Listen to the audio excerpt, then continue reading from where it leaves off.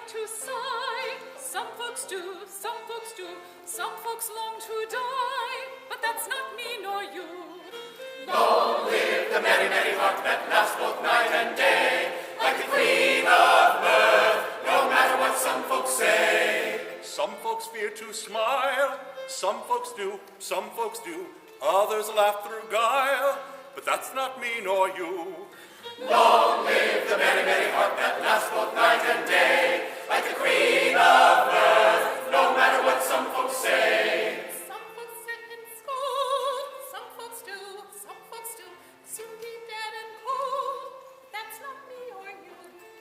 Long live the merry, merry heart that laughs both night and day, like the queen of mirth, no matter what some folks say. Some folks get gray hair, some folks do, some folks do, brooding o'er their care, but that's not me nor you. Long live the merry, merry heart that laughs both night and day, like the queen of mirth, no matter what some folks say. Some folks toil and save, some folks do, to buy themselves a grave, but that's not me nor you. Long live the merry, merry heart that laughs both night and day, like the queen of mirth, no matter what some folks say. Long live the merry, merry heart that laughs both night and day, like the queen of mirth, no matter what some folks say.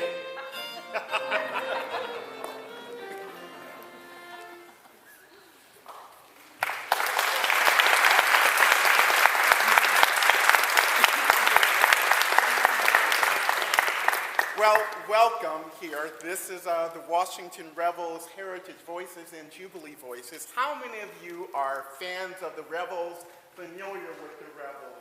Let's see a show of hands. Yeah, a lot of you. You are in for a wonderful week. I always said, taking ones for fans like you here, you have excellent taste. So we are going to take you on a journey this afternoon, a journey back to a time 150 years ago. This group was formed to commemorate the Civil War, the 150th anniversary of the Civil War.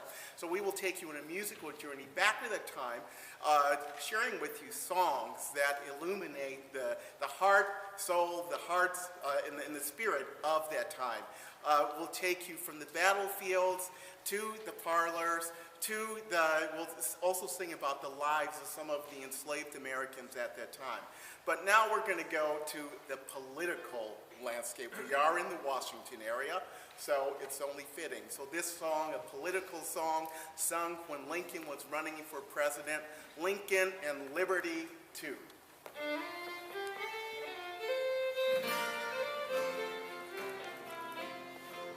Hurrah for the choice of the nation, our chieftain so brave and so true. We'll go for the great Reformation, for Lincoln and liberty too.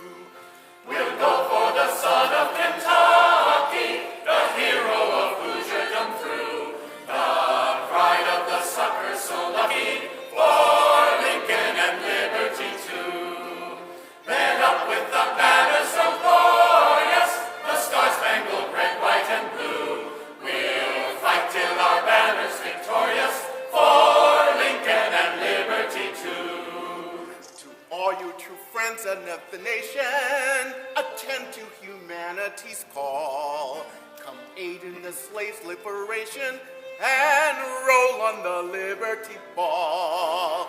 And roll on the Liberty Ball, and roll on the Liberty Ball. Come aid in the slave's liberation, and roll on the Liberty Ball. We'll build up the temple of freedom and make it capacious within, that all who seek shelter may find it, whatever the hue of their skin. Whatever the hue of their skin, whatever the hue of their skin, that all who seek shelter may find it, whatever the hue of their skin. Success to the old-fashioned doctrine that men are created all free, and down with the power of the despot wherever his stronghold may be. Wherever his stronghold may be, wherever his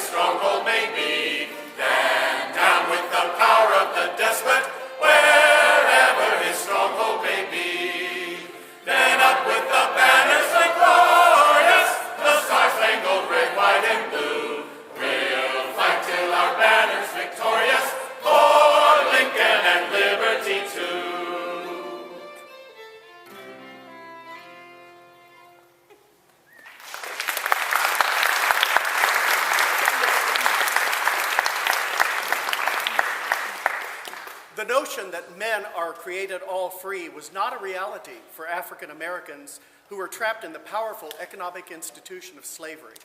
Spirituals, religious folk songs, served as a means of comfort and coping to the enslaved, who faced the horrors of bondage and the constant fear of being sold away. I saw a mother lead 7 children to the auction block. She knew that some of them would be taken, but they took all. The children were sold to a slave trader, and their mother was bought by a man in her own town.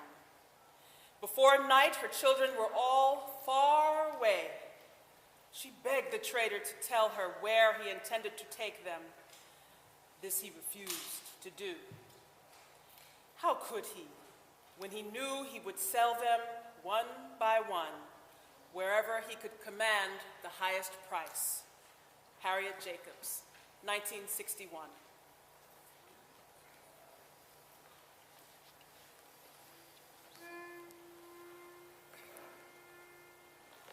Steal away, steal away, steal away to Jesus. Steal away, steal away, oh, I ain't got long to stay here. My Lord, He calls me by the thunder, the trumpet sound within my soul.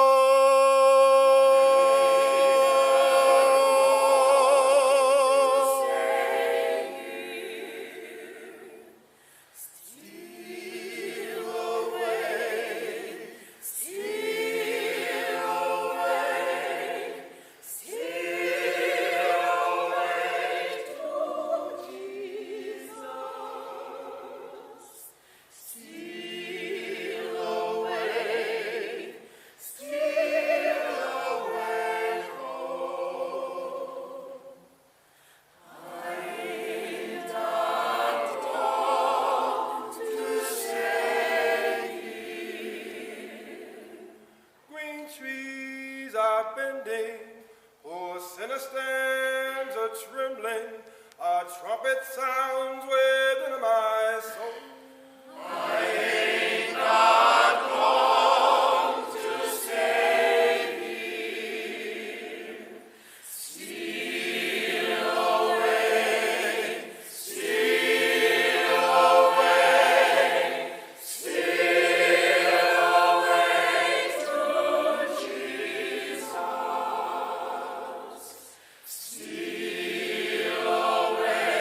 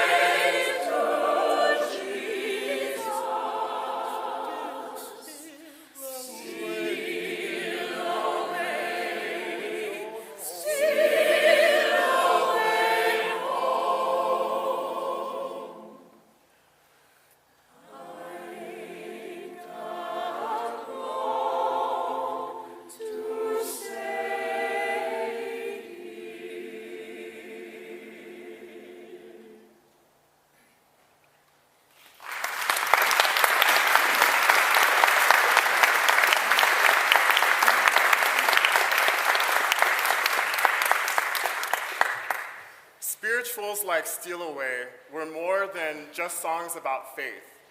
Many contained coded messages about freedom and provided clues on the Underground Railroad for runaways.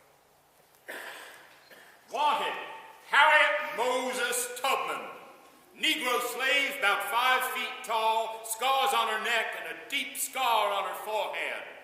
Plain woman of short stature, upper front teeth missing, with habit of abruptly falling asleep. Looks harmless, but carries a pistol.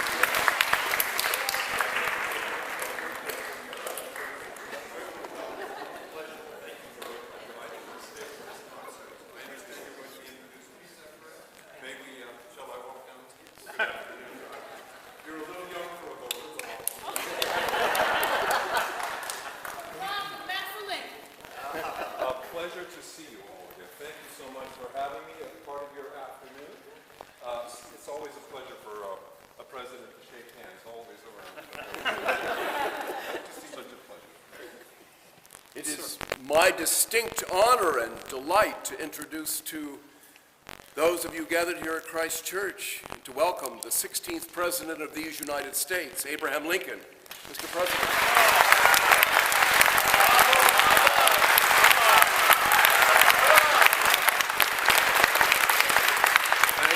Thank you, ladies and gentlemen.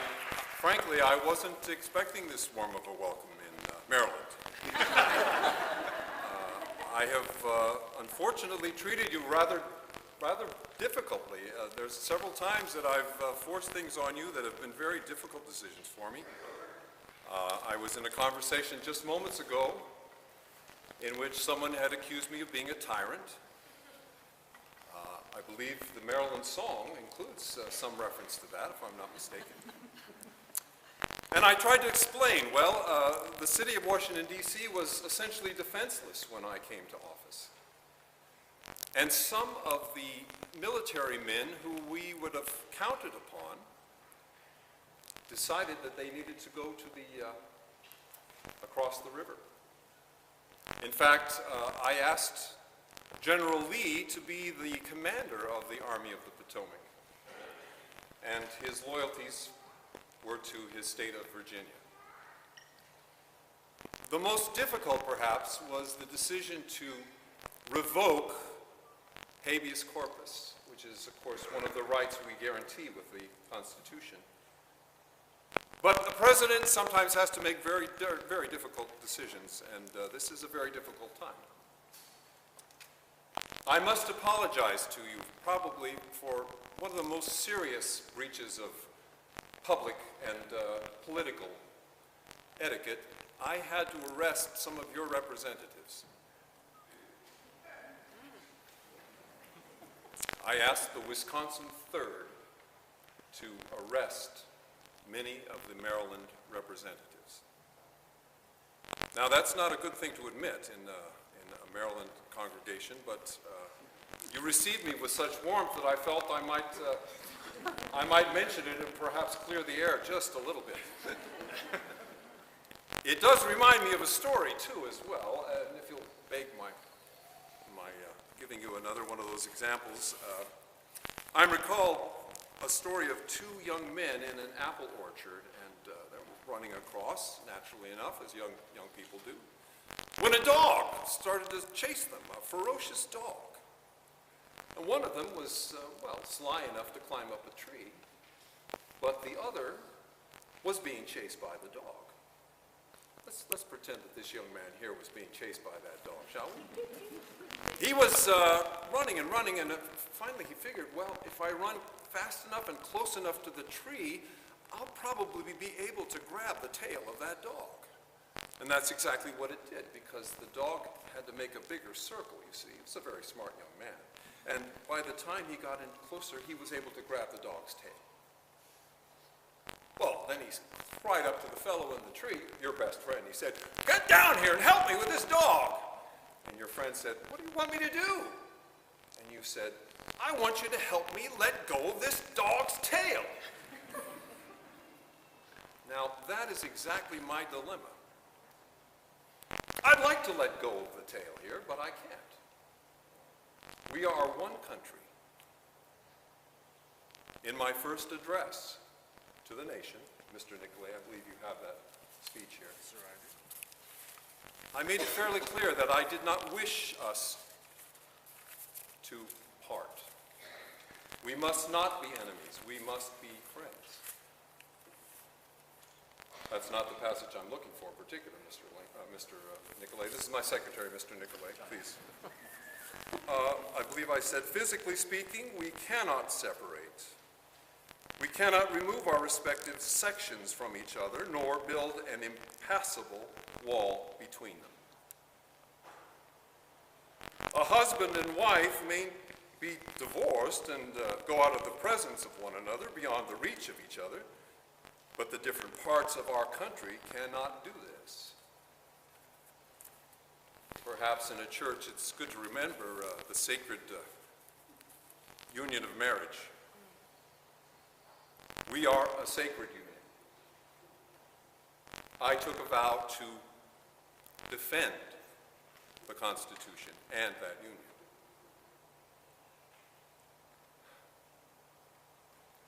It's a very tenuous moment, and I have to share something with you. Yesterday, June 28th, 1863, I yet again replaced the commander of the Army of the Potomac. General Meade is now in charge. He's replacing General Hooker, who replaced General McClellan, who would not fight for some reason. Well, he fought.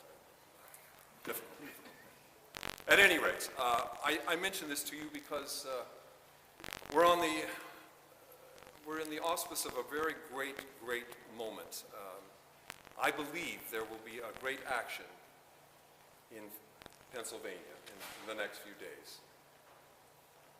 Armies are gathering there. And one hopes that this will be the end of our struggle. I do pray, and I hope in this church you will pray for our country. Mr. Nicolay, would you mind one more reference here? I am often asked to speak, and sometimes it's more appropriate than others to share some of these stories, and I do appreciate your allowing me to, interrupt your concert here. In your hands, my dissatisfied fellow countrymen, and not in mine, is the momentous issue of civil war. think that's enough. I wish you well. And please.